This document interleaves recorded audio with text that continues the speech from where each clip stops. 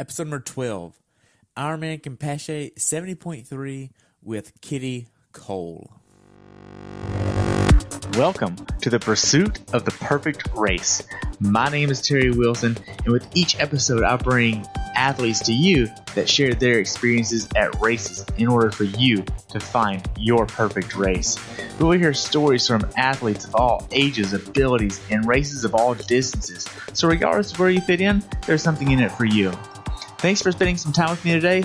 Now let the pursuit begin.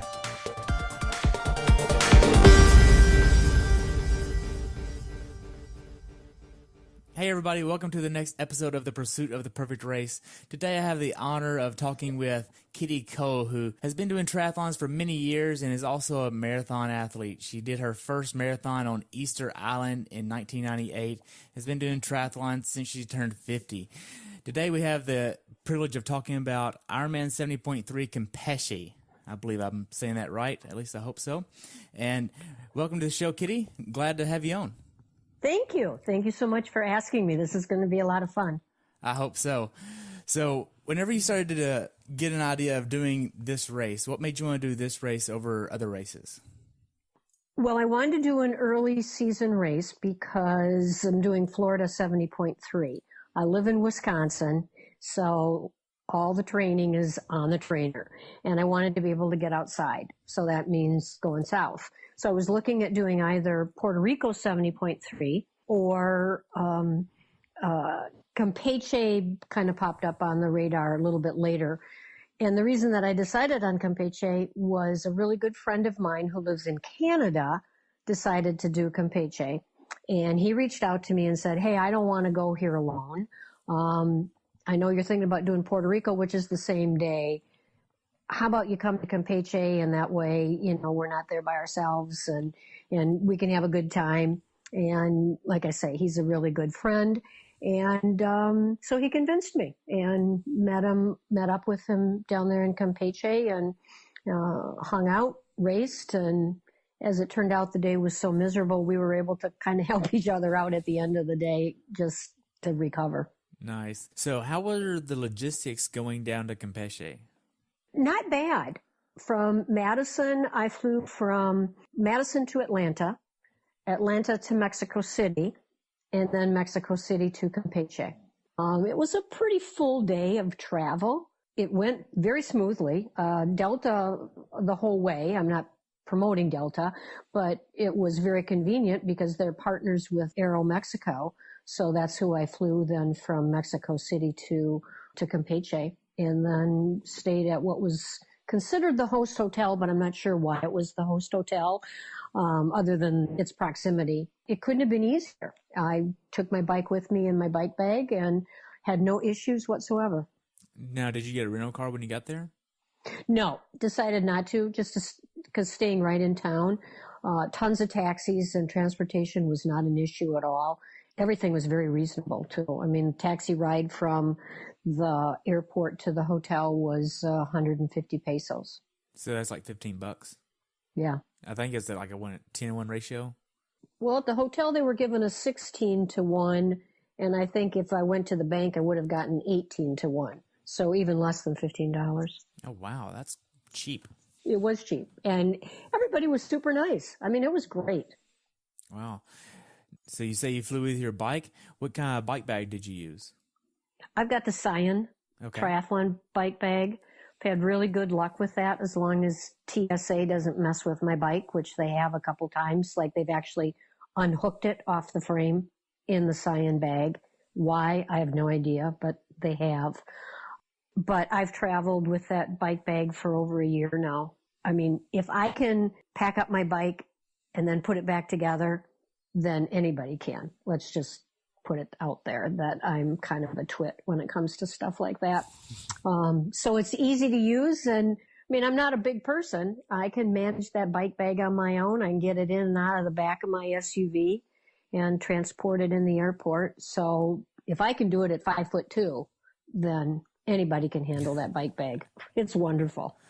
Nice. When did you leave to go to Mexico? I left Wednesday before the race, so super early in the morning on Wednesday. Got to Campache 8:20.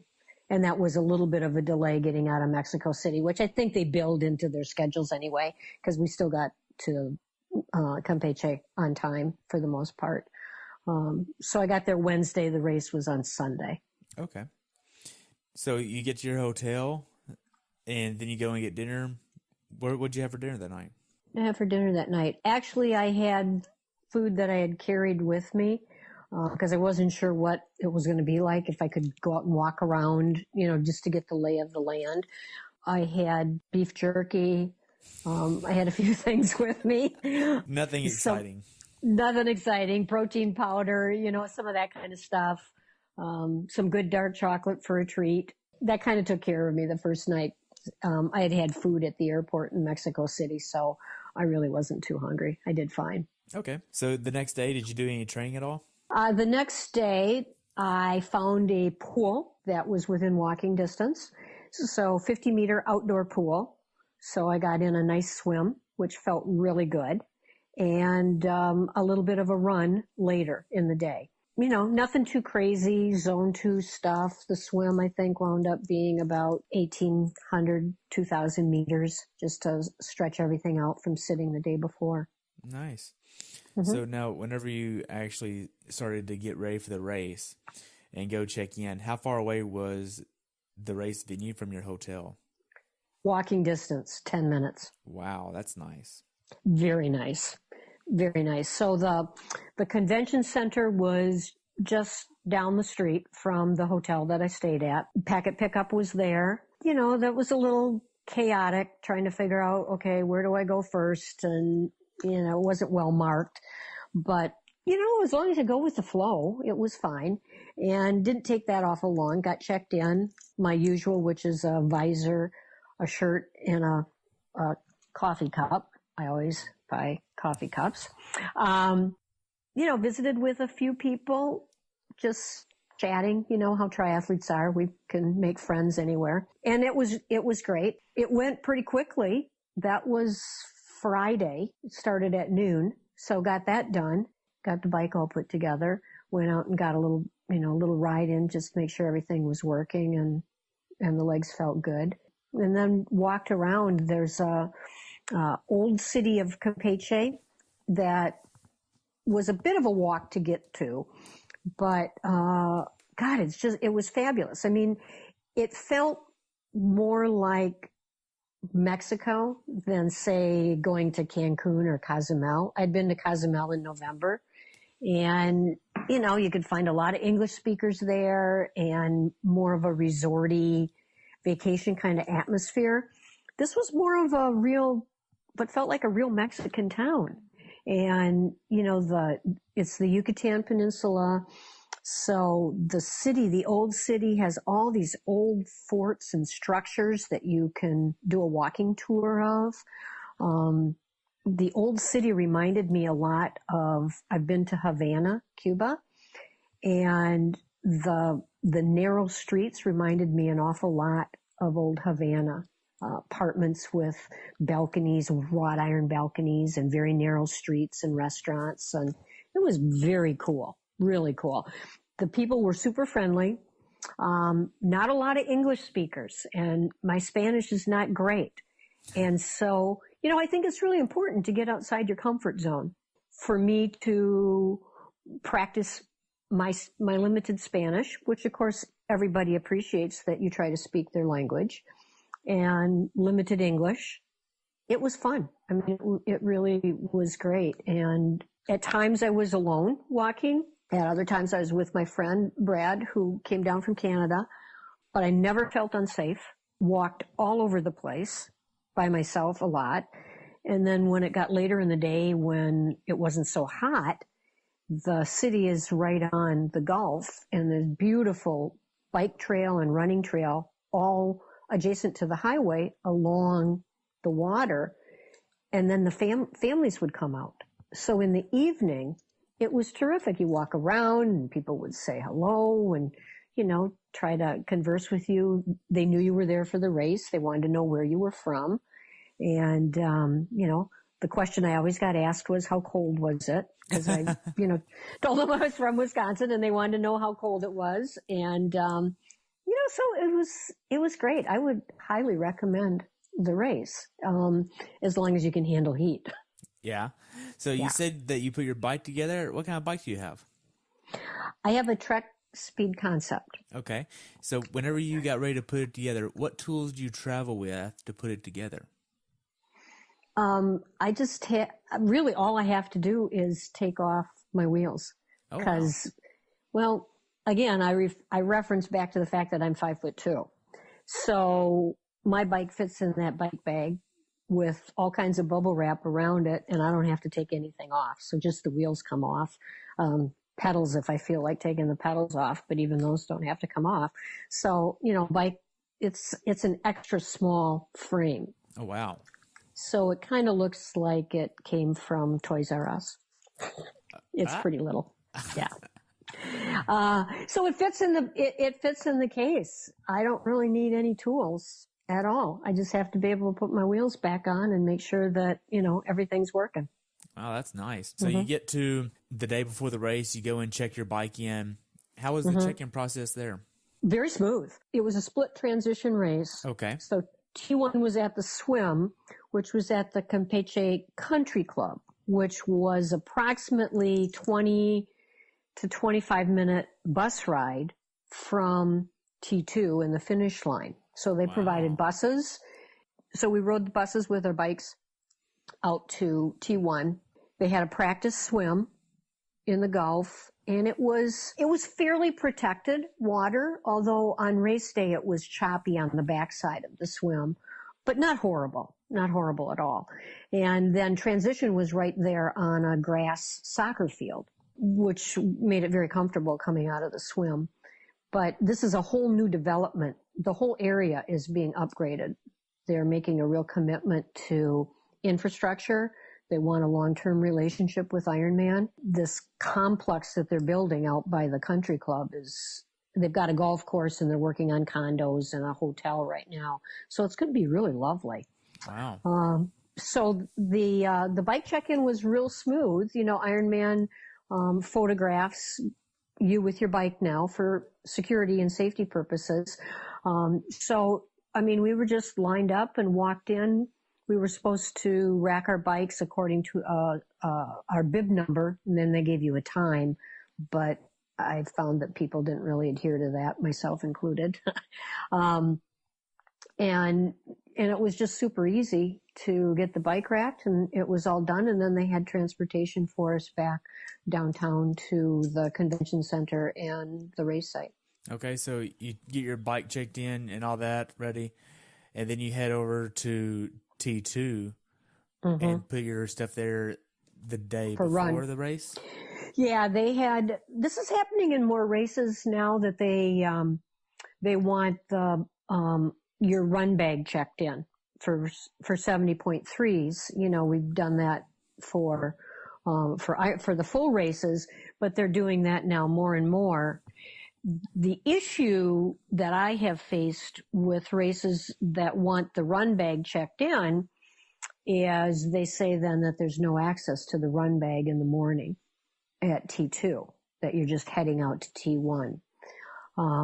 And for those of us that have specialized nutrition or make up our own nutrition, and if we have to put that in the bag the day before, now depending on what the temperature is, it might not be an issue, but when the temperature gets up to over 100 degrees and you've got nutrition in your run bag, that can be an issue the next day because your nutrition has basically cooked.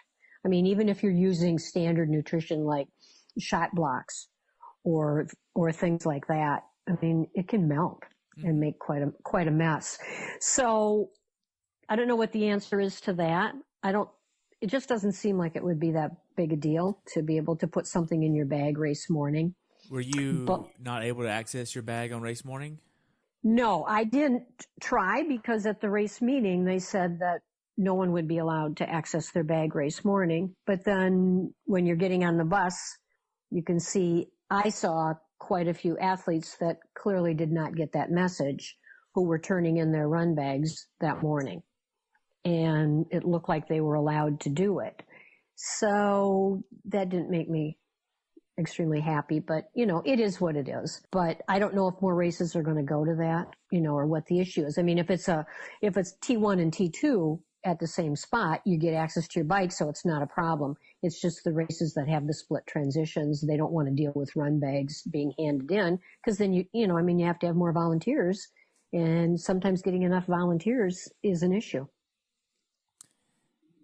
You're right. So you get everything checked in the day before the race. What do you do for dinner that night?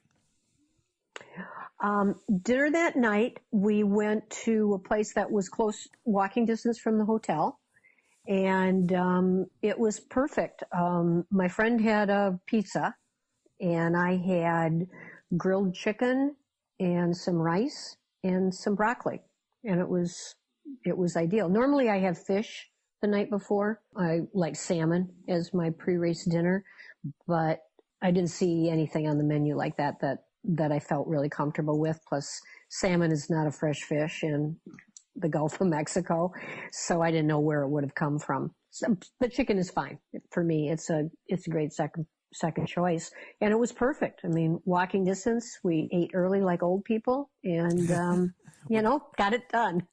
What do you call early? Dinner's done by 6 p.m. Nice. So you're back at your hotel room, getting ready to go to bed at what time? I turned lights out at just before 9 o'clock. Did you sleep good that night? No, I never do. I mean, I fall asleep, and I'll usually sleep solid for, like maybe one full cycle, 3 or 4 hours. And then I start waking up. Like, I'm afraid I'm not going to wake up. So I'm waking up. And it happens all the time. I don't think I have ever slept through the night before a race. I have no clue why. My alarm's set. I feel good. And, so I woke up a couple times, went back to sleep, and then I think I woke up at just before 3, and boom, I was awake. Wow. I wasn't going back to sleep at that point. You go ahead, get up, you have breakfast. What do you do for breakfast? My normal breakfast is I make my own smoothie. I like liquid nutrition, because then I don't have anything or minimal solid in my gut. I want to get that nutrition in my system. The hotel did not have any oatmeal. Sometimes I'll have a little bit of cooked oatmeal, and I mix an egg into the oatmeal, and then my protein smoothie. But they didn't have any cooked oatmeal, and I had an egg, and then I take a shaker bottle. I carry all my own nutrition with me. I don't take any chances there. So I made my own homemade protein smoothie, and was good to go. Okay. Now, were you aiming for a certain calories right there, or were you just going off of how you felt? No, I go for calories. Normally my breakfast is about 450 calories on race morning, and it doesn't matter if it's a full or a half. It's liquid calories, so it's not that I have that much volume in my gut, and I can handle that. And so I normally do that at least 2.5 hours, 2.5 to 3 hours before the start of the race. And then 30 minutes before the start of the swim, I do a nutrition preload I use Generation UCAN, and I use UCAN with protein. Okay. And then that's what I use before the start of the race. And I preload with electrolytes also. So, and I definitely paid attention to my electrolytes and an increased level of electrolytes at this race, simply because at the time that I investigated before I left, the forecast was for a high of 92. When I got down there, it was upgraded to 102, and it hit 104 during the race. Wow, that's crazy. Lots of heat. Yeah, lots of heat. And all you can do is just slow down, and monitor, how you're feeling.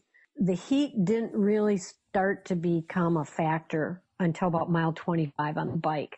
And at that point, you could just see the waves of heat emanating off of the asphalt.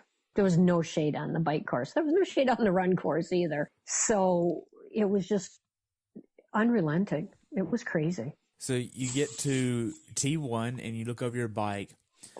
You said that you were riding your Trek bike and it has zips on there, right?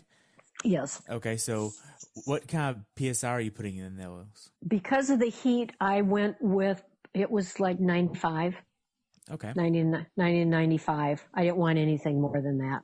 Okay. Are these clinchers or tubulars? Tubulars. Tubulars. Okay. Do you have any type of precaution that you use to kind of mitigate the risk of punctures or anything like that with those? No, I haven't had a problem. Yeah, I've never used tubulars, so I don't really know much about tubulars besides that. Yeah. Just different than clinchers. Yeah, in Florida. My next race, I'm going to use clinchers. You put 995 in there. Did you bring your own pump to the race, or did you just use what somebody else's? They had Bike Tech there with pumps. They had Bike Tech at the expo, and then they had Bike Tech out there in T1, both when we dropped the bikes off the day before the race and then the morning of the race. So they were well prepared. Wow, that's nice. Mm-hmm. So did you have any type of other stuff that you did in T1 the morning of to kind of get ready? Well, I put my bike nutrition. I've got the torpedo is what I keep filled with water, so it's right there in front of me. And then I have 2 bottles of nutrition, so I carry 2 bottles on the bike. And then I've got a bento box.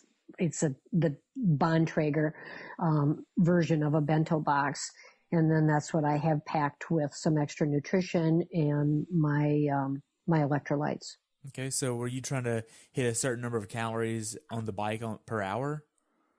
Yeah, I do. I've got it pretty much calculated on what I need, and I'm quite fat adapted, so I know what I need at certain heart rate and watts on the bike and on the run. So on the bike, I tend to I try to get in approximately 175 to 200 calories an hour, no more than that. And this isn't really much carbs at all. This is mainly fat, right? No, I'm not. I take a little bit of fat in that I use a cut up Generation UCAN bar, an energy bar, and that has a little bit of fat in it, a little bit of protein. But what I'm drinking is the Generation UCAN, and that's just carbohydrate. It's their special version of carbohydrate, which is a cooked cornstarch. But I don't use any fat at all in that. That's just carbohydrates. Okay. Really interesting how that works. Well, Generation UCAN works very well with athletes that are fat adapted because it's not going to cause an insulin spike. And we want to prevent insulin spikes. One is healthier, but it helps us continue to mobilize and burn fat for energy, which is important for everybody. So, I don't want to be taking products that contain sugar, any kind of sugar, any OSE, O-S-E, glucose, sucrose, fructose. Right. Because at that point, you're going to shut down your fat burning. And you then have an insulin spike because you've had a blood sugar spike. And then you need to keep feeding that, because if you don't, then you're going to bonk. So what I tell my athletes, as an example, and I do it myself, is when you're in long course triathlon, and you're on the run, and you're really we know how it is towards the end of the race. It's like you don't want to take in perhaps what you've been taking in all day. You're just taste fatigue, you're done. Or you really need a boost because you're tired. You're flagging. At that point, I tell people, go with the Coke that they have on course, but don't start it too early, because once you start it, you got to keep using it. Right. Because of what it does to your blood sugar. But it's that sugar that's going to give you a boost. The caffeine gives you a boost though too. But with the UCAN, it keeps your blood sugar stable. So it's a more consistent, steady energy source. Right. So I actually do a Red Bull on course at mile 8 or 9 on the run. Okay. And I have found that for me works quite well. I mean, I tested that well into my marathon training, and I first started off with like a mile left, I can deal with anything for 10 minutes. And then I was like, okay, let's see how far I can go backwards from that. And finally I was like, okay, so I can have this at like mile 10 of an 18-mile run and it'll help out. And then I started, well, if I can do it there, I'll just do this in triathlon too. And as soon as I see it on the run course, grab a cup, just walk for a second, and actually get it in my mouth, and then just chase it with some water, and I'm good. Like, it's perfect. Yeah. And I can actually feel the boost. I like it. Oh, I'm sure. You got caffeine going on, and you got sugar going on. Mm-hmm. You know, I mean, you're going to feel it. I prefer the sugar-free version of Red Bull, though. It doesn't have, I don't know, the taste is a little bit different, and I don't feel it's not as heavy. Okay. Me. All right. So you get out of transition and you head down to the swim start. This was not a wetsuit legal race, but you could use a speed suit. Correct. Did you use one? I did. Nice. I did. I like it. I feel comfortable in the speed suit, and you know, maybe it's a little more psychological than anything, but you know, it's just I feel. I've done my swims in my you know, my BSR kit, my own way kit, and they're very comfortable, handles the water really well, but I just like the feel of having that speed suit on. Which speed suit did you have? I've got an older Roka speed suit that athlete registration captain at Ironman, Wisconsin. Roka was kind enough to give me a little gift a couple years ago. That's nice. And yeah, it was very nice. But it's, I'm to the point where I probably need to replace it. So I'll definitely be getting one from Zone 3 US because I like the look of their speed suits. So I'm investigating that. I won't have time to get it before Florida, but before, you know, the middle of the season, I plan on getting a new one. How was the swim start? Was it organized pretty well? It was. They had signs up it was a rolling start. So they had pace signs up so you could put yourself in a corral based on your estimated swim time. And it went very smooth. I don't know how long it took to get all the athletes in the water. I was about in the middle of the pack as far as the corral goes. But once we started, the pro men went off first. And then 5 minutes later, the pro women went off. And then they had I think it was another 5-minute break. And then the age group athletes started. And once we started, you know, the rolling swim start is nice because you just boom, boom, boom. They had us going in the water really quickly. And the swim went well. It was not terribly congested. I didn't get beaten up except by one dude who wasn't sighting and kept swimming into me. And finally I had to give him a little persuasion to get off me. Persuasion. There may have been a kick involved. I'm not sure. It was a big dude. And I got tired of him whacking me. Congested at the corners. Because we took off from the shore, had a right turn buoy, then swam out, had a left turn, another left turn, and then a left turn to come back to shore. So the turn buoys were very chaotic. You had to take them wide or else you got caught in the melee. But otherwise, I had a pretty open swim. It was nice. It was very nice. Okay, so the swim went pretty well. I know it was salt water. Did you have to use tinted goggles or did you use clear goggles for this? I used tinted goggles because the sun was up. And while it wasn't a factor, I breathed primarily to my right. So the sun was on the right. And it didn't affect sighting at all, except coming into shore. So that last turn, you were staring directly into the sun.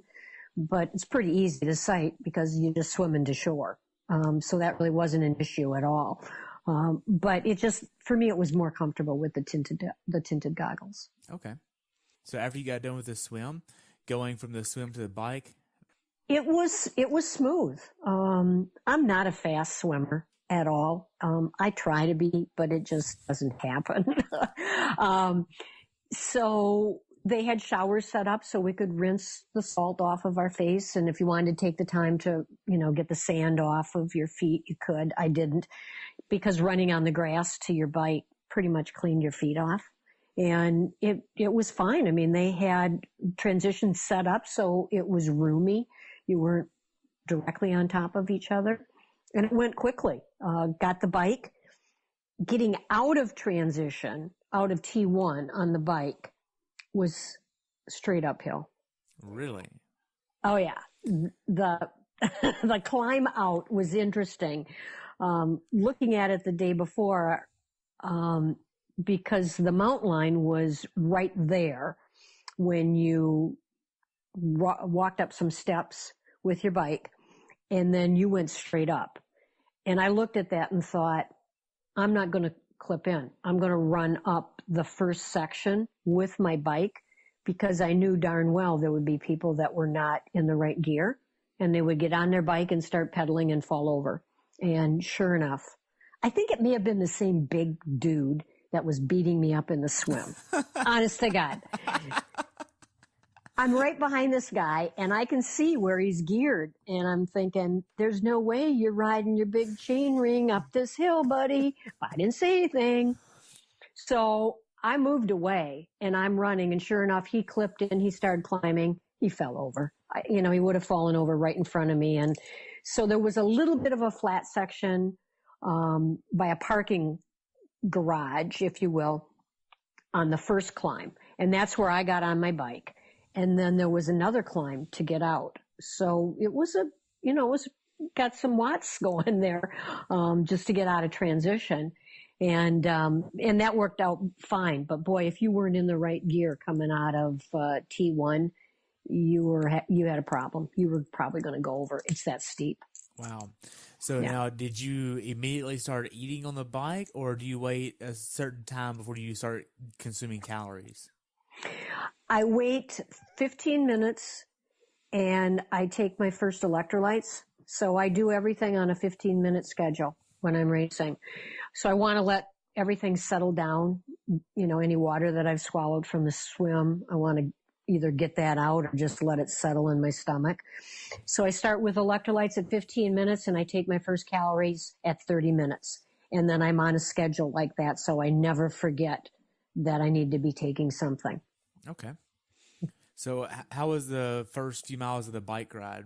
We got to the top of the climb to get out of transition, and that's where you got the first inkling of wind. So we had crosswinds the whole day, and they were pretty nasty. Interesting, at the race briefing, we were told that for the first 50 miles of the bike, we would be riding on the British Australian system. So riding on the left, passing on the right. And then the last 10K of the race, we would make the move to the American system, riding on the right, passing on the left. And I thought, oh, what could go wrong here? So clearly, a lot of athletes did not go to the race briefing, because the start of the race, bikers were everywhere. I mean, the people who went to the race briefing were riding on the left, and we were getting yelled at in Spanish because we're on the left and all these other folks are on the right. And I'm trying to say, no, you need to be over here. And I thought, I'm just staying out of the way because somebody's going to take me out. And so we rode like that for, I don't know, maybe 4 or 5 miles until they had officials with cones to push us all to the left. So we rode left for the first 50 miles of the race. And then you switched to the right side. Yes. Yeah. So now, did you trust the on-course water? I did. I had to. I mean, I saw that they had, big jugs. They had bottles, so you were handed individual water bottles. Not like we get here, like a Gatorade bottle or something like that. They had Gatorade, but if you wanted water, you got a really cool race bottle. It's like it's race day. If something happens, it's not going to happen for a couple of days, and I'll be back home, so it'll be cool, and I'll deal with it. It was 100 degrees plus. I needed the water, so I didn't even think about it. Right. Were you aiming for a certain power number, heart rate number, or a cadence number? What kind of metrics were you going off of? Well, this race was interesting. This was a training day for me. I did not taper for this race. I trained right up until I left home. And my coach had a watt goal for me for the first 45 miles, which was just under what we're going to plan for my Florida watts. And he wanted me to do that for 45 miles. And then the last 10, 11 miles of the race, he wanted me to back off. And basically, don't worry about time. Give yourself enough time so you're not flirting with any, cutoff issues or anything like that. But it was all a training day. And I was given, my marching orders: do not go into the hurt locker because it's going to we don't want recovery time, have to have too much recovery time from this race with Florida in 3 weeks. So that's exactly what I did. I'm so happy. I hit my numbers. Actually, I was a little bit over on normalized power, hit the numbers on average power, because you were either climbing or descending in this race. There was no flat. My Garmin had me at 3,300 feet of elevation. It was fairly significant. It was more than what the information in the athlete guide had. So I did what I was supposed to do. But the last 10 miles just felt like it took forever because I wasn't pushing and I was hot and I wanted to get out of the sun. And my first outdoor bike ride, and I wanted to get off my bike seat really bad. So it just felt like it took forever. But it was good. I mean, it was a great training ride. And that's what it was supposed to be. And this was like an out and back, like several times, right? It was a 2-loop course. So we had that first section, 5-ish miles or so, where it was chaos. At that point was the start. So that was a little bit of a stick. And then we had the 2 loops from that point. And then once we finished the second loop, we were on a course to bring us back into town to T2, which was approximately 6.5, 7 miles. Okay.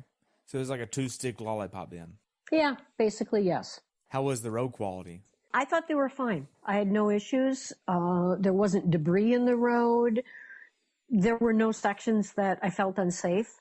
The crosswinds were crazy enough that you had to really be careful. I mean, I saw some people go over, and I think they just got blown over. So on some of the descents, you really couldn't let her rip because, like for me, my front wheel was getting blown around big time.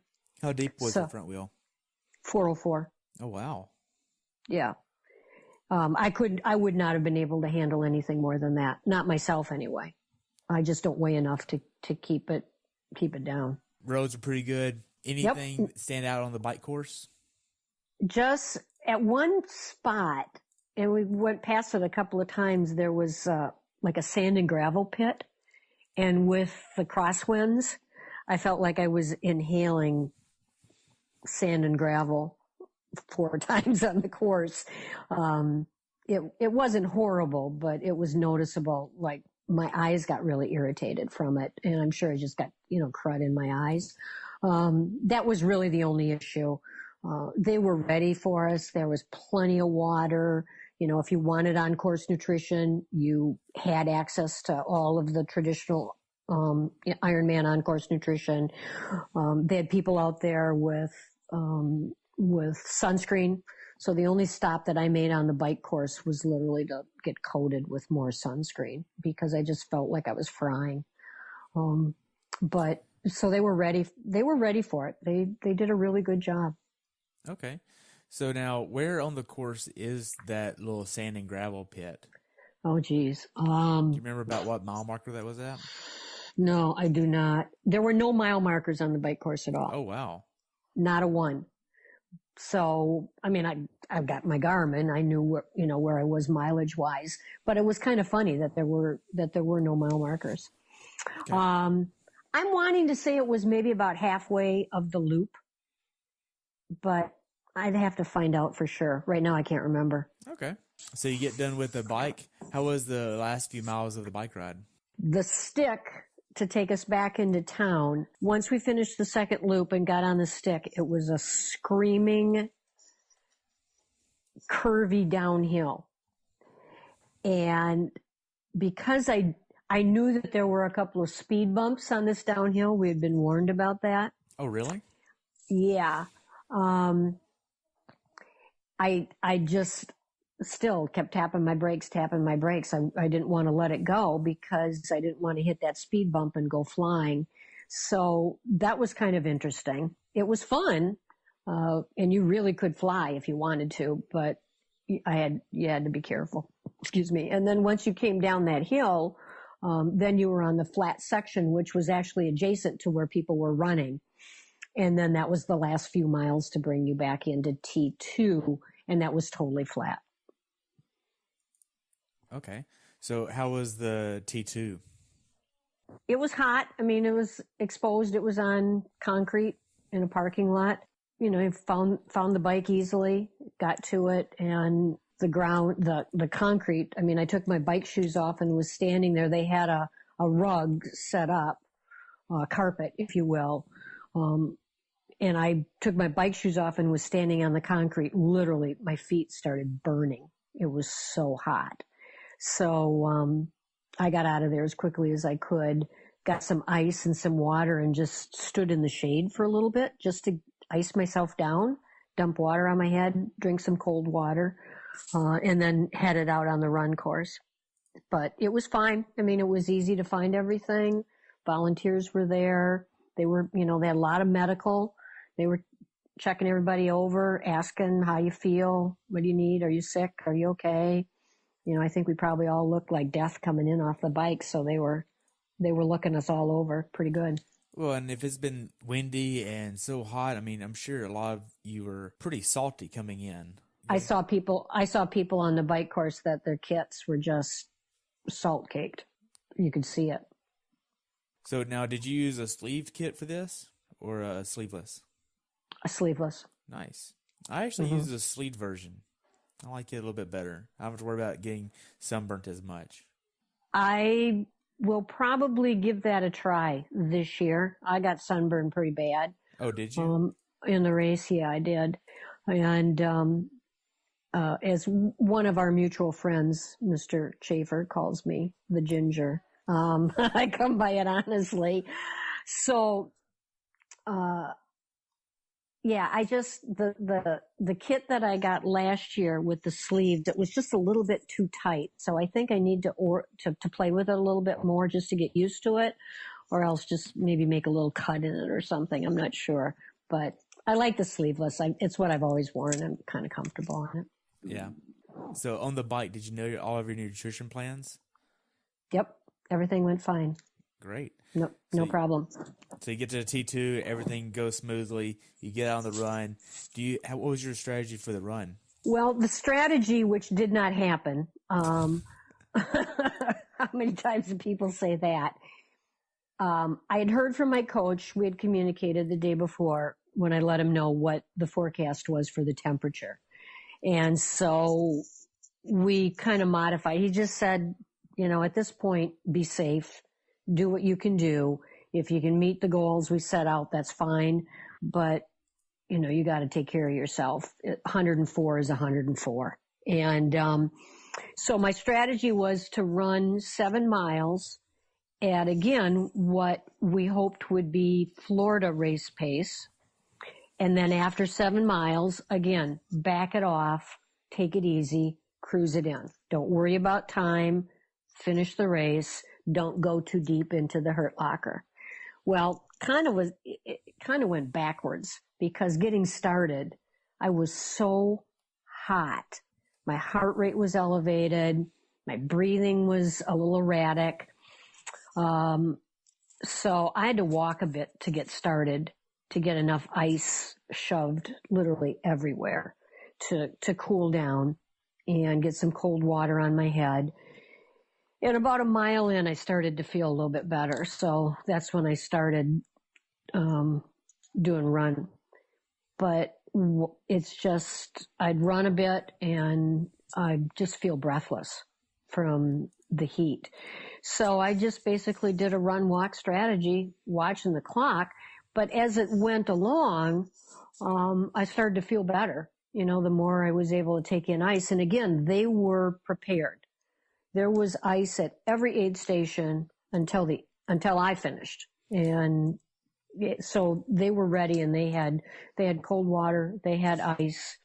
The the community was out, and they had cold water and sponges, and they were terrific. I mean, they had cheering groups out there, and it was a lot of fun. I mean, they made it into a party, but they took care of us because they knew that, we needed assistance in that heat.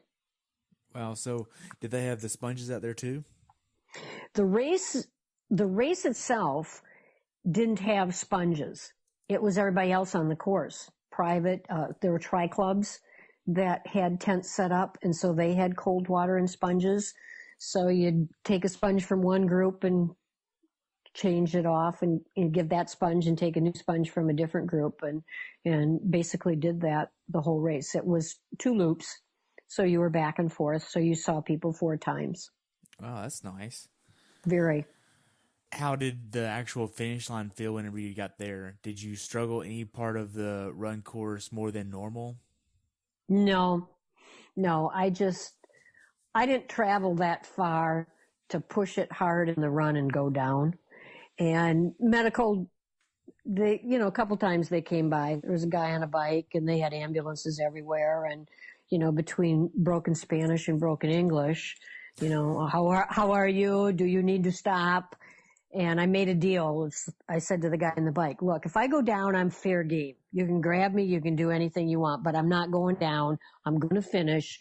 So please don't take this personally, but just get away from me. Just go away. I'm fine. If I need help, I'll let you know. Okay. And so that was our deal. So he came back and checked on me frequently and was just riding his bike, and it was cool. But yeah, I'd have to say I struggled in that heat. And normally I like the heat, but I've never raced in 104 degrees before. Early in the season too. And, it was 26 degrees when I left home on Wednesday and got down there in the heat and the humidity. So, there's just no way to acclimate to that unless you live there. And I chatted with a lot of people on the run course and afterwards that a lot of athletes from the Mexico City area, and they were complaining about how hot it was, that they couldn't handle it. A lot of people on the run course literally just sat on the curb and said, finite, no mas. They were done. One woman in my age group who I was going to pass her. I was reeling her in. Oh, really? So bad. Oh, aren't we bad? We're so bad. But I mean, you take the motivate, you do what you can do, right? I saw her. She saw me. And, it was just I was real steady. Run, walk. Yeah, she walked off. She sat down about mile 9.5. She was done. Really? Yeah. And she was from Belize. So, I would have to think that she was used to some heat, but she wasn't feeling too good. So she called it a day at about mile 9.5. And I didn't want that to happen. I mean, I'd traveled too far. I wanted to finish. Well, I'm glad you did finish. So walk me through the last 800 yards of the finish. How was that? It was good. I felt wobbly. I felt real wobbly at that point. But, I mean, I was trotting it in. I certainly wasn't running hard by any stretch. And my friend who was down there, he finished ahead of me. He was there waiting for me. And as soon as I finished, I mean, they just did a left-hand turn and went into medical. I just had to sit down and, get out of the sun. Normally I like to walk around when I'm done, but I had to sit down. And they had a big ice cold, basically kiddie pool, but larger than a kiddie pool. And I'm sure it was just nasty as all get out. But at that point, they said, you need to sit in this pool. We need to bring your core temperature down. So I sat in the pool, and it felt really good. It revved me up pretty quickly. So I sat in there about 15 minutes or so, and then collected all my stuff and left. Got medal, shirt, bike, all my bags, and walked back to the hotel, which was really lucky because it was like, 10-minute walk at the most. That's good. So yeah. There was really no shade on the run, no shade on the bike, and obviously no shade on the swim, but this was a pretty heat-intensive race overall. Yes. Yeah, very much so. Wow. Now then, when was the awards banquet? That night. That night. So it was on the roof level of one of the old forts. Really? In Old Town. It was very cool. So they had food, and I just wasn't in the mood for, rice and beans and whatever else they had. That just didn't appeal to me at all. So I didn't feel too bad after that, a shower revved me up and got some cold water, may have had a cerveza and felt good enough to go. My friend did not feel good at all. He had a headache. He was suffering from the heat, so he didn't go. And I met up with some folks there that I had chatted with before the race and stayed for the awards ceremony and the roll down and then went back to the hotel. So did you know that you were going to get a slot for the World Championship? No, not till the awards ceremony. Oh, wow. So you didn't even know where you were in anything? Well, I knew where I was, but I didn't know if the woman who came in first place, because I came in second, I didn't know if she was going to take the slot or not. I chatted with her before the race. She found me. When you're older, it's pretty easy to pick out people that are probably in your age group. And I aged up this year, so I'm the baby in the age group. And she came marching right up to me and said, "You look like you're in my age group." I'm like, okay. So we just started chatting that way, and she was really a very nice woman, really delightful. And then saw her at the awards ceremony. And I asked her if she was going to take the slot to Worlds, and she said, "Nope, if you want it, it's all yours." Wow. Mm-hmm. So you got the luxury of getting your slot to go to Worlds? How was that? Mm-hmm. That was awesome. It was very exciting. They, had some little glitches. It didn't take too long to get everything done and the sign up and everything like that. I've been to Africa, to the continent of Africa 4 times. I like it. I know what it's about as far as, a heck of a plane rides. But, I just thought, it's such a wonderful opportunity that I can't pass it up. So that's why I decided to take it. And one of my bucket list goals is to do a triathlon on at least all 6 continents. The 7th, Antarctica, that would be pretty tough to do because I don't think there's no biking. And you've already done the 7 marathons on 7 continents, right? I have. I've done a marathon on all 7 continents. So do you mind saying which ones you did? No, not at all.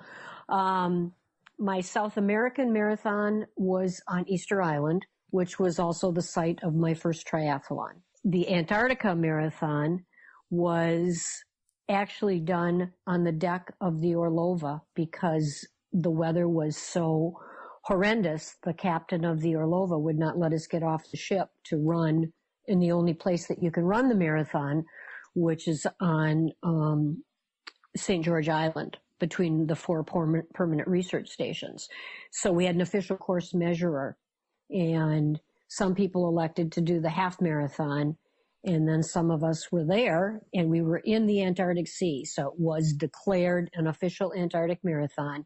And it was 422 laps on the deck of the Orlova, equaled 26.2 miles. Oh my gosh. But that day I ran my first ultra because we had counters sitting on the deck wrapped up, and my counter fell asleep and other people were finishing, and I knew that I had lapped them. And so I got a little testy, wanting to know, I think I may have said some bad words at Dean, my counter. And the organizer of the trip, really good friend of mine, Tom Gilligan, who owns Marathon Tours and Travel, that's their trip and their marathon, came running up next to me and asked me if I had any plans to run an ultra that year. And I said, well, I've thought about it, but I don't know for sure. And he said, well, you can stop running now because you just ran an ultra. So we figure instead of running 26.2, I ran closer to 28 miles. Oh, wow. On the hip. So it's a great I mean, what a great experience. I'm pulling into Nico Harbor, finishing my run with glacier calving and whales in the water and penguins jumping. And so I finished that run and I put on my cold weather gear and everything, jumped in a Zodiac and went to shore. I hiked up the glacier. I laid in the glacier and I packed my body in the ice of the glacier because it's a steel-hulled ship. Things were aching at that point. And as I was laying in the snow in the glacier, a baby penguin came over, waddled over, and crawled on my tummy and laid on my tummy. Oh my gosh. Mm-hmm. Yeah, it was amazing. So that's Antarctica and South That's Africa. Antarctica. In Africa, I did my marathon in Lua Game Preserve, which is in Kenya. So animals, we had Maasai tribesmen on foot and on horseback, armed, because they're cats in Lua Preserve, running past elephants. The start of the race was delayed because a bull elephant decided he wanted to come through the start line. And if a bull elephant wants to come through the start line, you just let it happen. So that was fun. So that was Africa. Oceania, I did Auckland, New Zealand. Nice. Yeah, got to run over the Auckland Bridge. So that was very cool. Asia, I did the inaugural and only Kathmandu Marathon. Only? And, well, it only happened 1 year because it was a cluster. So it never happened again. And when we went to do it, like 2 or 3 weeks before the marathon was when the country went underneath martial law. So we had to run through barbed wire checkpoints, and it was very interesting. It was a really interesting race to do, but it was Kathmandu. So, I stayed at the Yak and Yeti Hotel. That was the race hotel. Wow. Yeah. So that was Asia. And Europe, I did Florence, Italy. Nice. Was that pretty? It was beautiful. I mean, it was just fabulous. Started at the top of above the city, a promontory above the city in a park. So you ran downhill into the city and then through the streets. And it was raining and there are a lot of cobblestones, which made footing a little interesting. A lot of people fell just because they were so slick. It was like running back home here in Wisconsin on ice. The footing was that slick, but it was beautiful. I mean, you're running in Florence. Oh my God. The sights were amazing. And then North America. I haven't officially picked what my North American marathon is because I don't think I'm done marathoning yet. But the two contenders would be either my first one, which was the Marine Corps Marathon. My son has recently retired as a Special Forces Marine. So that one has a lot of meaning. I've run it twice. Or Boston, qualified and ran Boston. So that was very emotional. And I ran my first marathon to honor the memory of my older brother, who was a marathoner back in the days of Jim Fix, and he died running. And I never got a chance to run a race with him, and he never made it to Boston. He was close, but he never made it. So that race was very emotional because, I felt like I was running for him and with him. So I have to wait until I know I'm truly done marathoning before I say what my North American race was or is. Yeah. Well, just a few days ago, yesterday actually, I got into the Marine Corps Marathon. So I'll be going there this year. Outstanding. I didn't start that race a few years ago. Whenever things came up, I got a new job, moved to Texas, and that took a back burner. So I started, but I never started the race. So now then it's actually going to happen this time.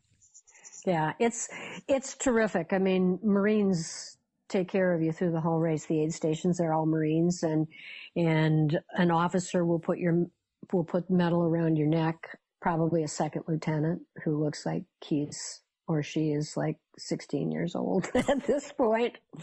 But from my perspective, there's a lot of great eye candy. So, it's a lot of, hey, I'm old, I'm not dead. So that's what I like to tell people. But I had, both times I've run it, I've been able to run it as a Marine mom. So that kind of got me extra attention too. Yeah, my brother was a Marine, and it's really good to actually go and do that race finally. And one of my buddies, Morgan, the guy that I did for Ultraman Florida this year, he's a Marine, full-time, active duty. And he was texting me one morning, and I was like, maybe I can do it. And he's like, just sign up and we'll do it together. And I was like, okay. So I'll see if I can get a slot. And because they did the Mad Dash this year, they opened it up. And I think it sold out in like less than 30 minutes. And it was like over 11,000 slots, I think it was. I could be wrong with numbers, but I was right on time. Got my page loaded, got everything entered. I mean, a little nervous because I was like, am I inputting everything right? There's no second chances here. And got the email, so I'm in. Excellent. It's going to be great. Well, it's a great race. Anyway, back to Campache here. If somebody was going to be doing this race that you knew, what advice would you tell them going into this race? Be prepared for the heat. Be prepared to back off on maybe what your original goals might be, and make sure you've got your hydration, electrolytes, and nutrition dialed in, but definitely hydration and electrolytes, because without it, your body is stressed and you're losing so many electrolytes. So, make sure that that's all set up, and just be prepared for the fact that it's going to be hot. And it's not a race I don't think that anybody should think about going to and looking to PR or have super aggressive goals. Okay. If you're an average age grouper, if you're a rock star pro, then it's something different, but be prepared for the heat. And if you can't handle heat, that's probably not a good race. Right.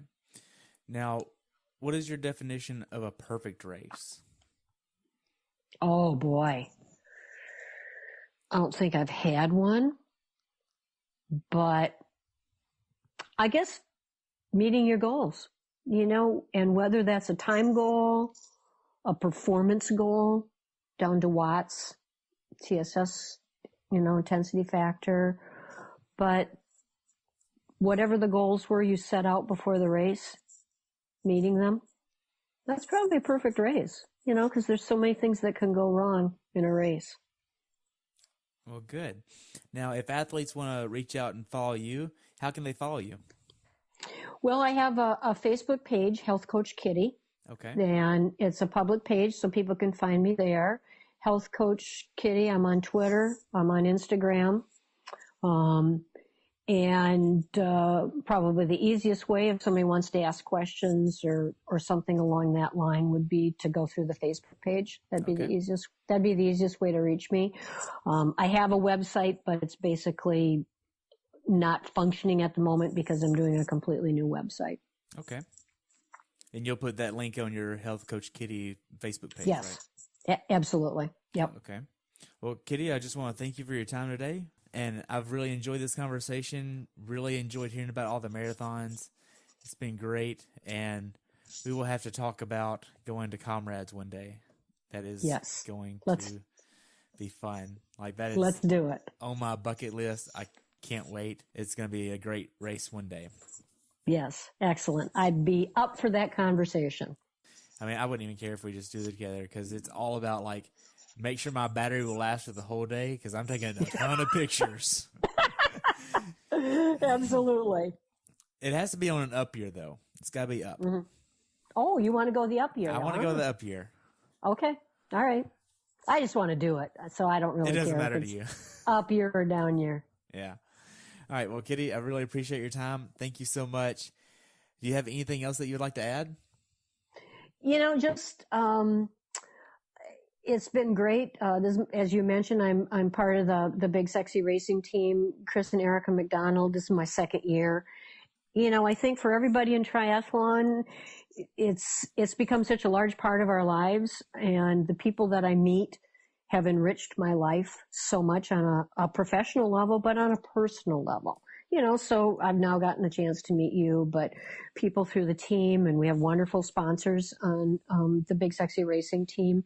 So, I just want to give them a shout out, because it's made these last 2 years really, really a lot of fun and added to my racing and training enjoyment. Oh, good. Well, thank you so much. I appreciate it. And I look forward to following you later this year at Haines City 70.3. Maybe we can have you back on after that. That'd be great. I'd love to. Yeah, talk about the difference in that race. And then you're also going to Worlds, which is, when is that this year? September 1st. September 1. That's on a Saturday. Yeah. Women race on Saturday, the men race on Sunday. Okay, so it's the same. They're keeping that then? Yeah, I think it worked out really well this last year at Chattanooga, doing it that way. It wasn't quite as crowded on the course.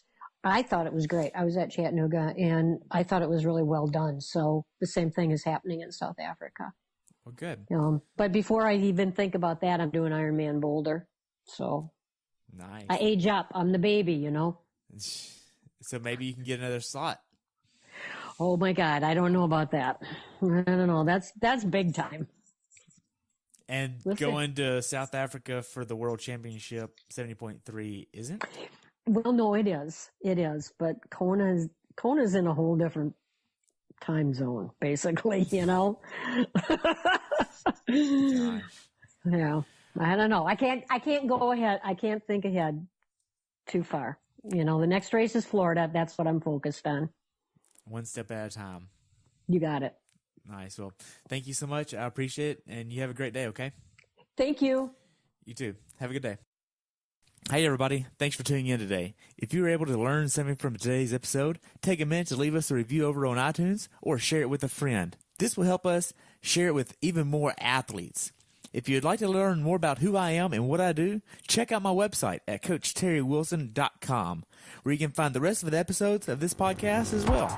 Until next time, continue the pursuit.